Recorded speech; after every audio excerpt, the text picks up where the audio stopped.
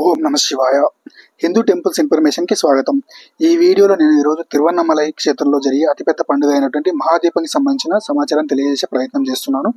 మహాదీపం కార్తీక దీపం festival December 13 పౌర్ణమి రోజు జరుగుతుంది.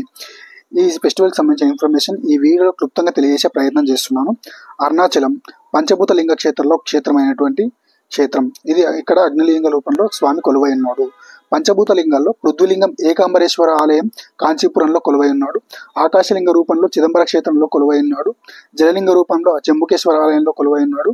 తేజోలింగం లేదా అగ్నిలింగం రూపంలో అరుణాచల క్షేత్రంలో కొలువై ఉన్నారు. వాయులింగ రూపంలో శ్రీకాళహస్తిలో కొలువై ఉన్నారు స్వామి. ఈ అరుణాచల క్షేత్రాన్ని జీవితకాలంలో ఒక్కసారైనా దర్శించాలని భక్తులు భావిస్తారు. ఇది మొత్తం 16 రోజుల పాటు జరిగే ఉత్సవం.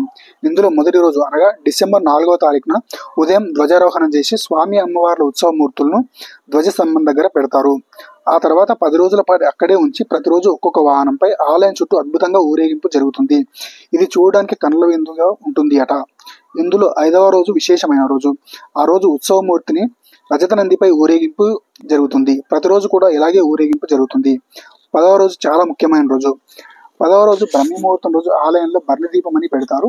తర్వాత ఆ రోజు సాయంత్రమే గిరిపై కార్తీక దీపం వెలిగిస్తారు. దీన్ని 10 అడుగుల పెద్ద పాత్రలో గిరిపై 350 మీటర్ల బట్టలతో వత్తి తయారు చేస్తారు. 1000 కిలోల ఆవునేతిని తీసుకొచ్చి అప్పుడు ఆ దీపాన్ని పెడతారు. ఆ వత్తిలో ఒక చిన్న భాగాన్ని కానీ కొంత నీతిని కానీ ఇవ్వగలిగితే అది అదృష్టంగా భావిస్తారు భక్తులు. ఇలా అన్ని సిద్ధం చేసి సాయంత్రం కింద ఆలయంలో పూజ జరిగాక సరిగ్గా దీపం వెలిగించండి అన్నదానికి గుర్తుగా బాణసంచ కాలుస్తారు. అప్పుడు ఆ దీపాన్ని అరుణగిరిపై వెలిగిస్తారు.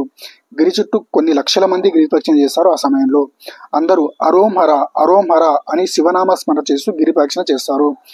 అదే రోజు గిరిపైన దీపం వెలిగించిన సమయంలో శ్రీ రమణ ఆశ్రమంలో ఒక దీపాన్ని వెలిగిస్తారు. అరుణగిరిపైన దీపాన్ని వారం నుంచి 2 వారాల వరకు అలాగే ఉంచుతారు. 11వ రోజు ఆలయంలోని ఉత్సవమూర్తిని తీసుకొచ్చి గిరి చుట్టూ గిరిప్రదక్షిణ చేస్తారట. ఆ సమయంలో కొన్ని లక్షల మంది గిరిప్రదక్షిణ చేస్తారట.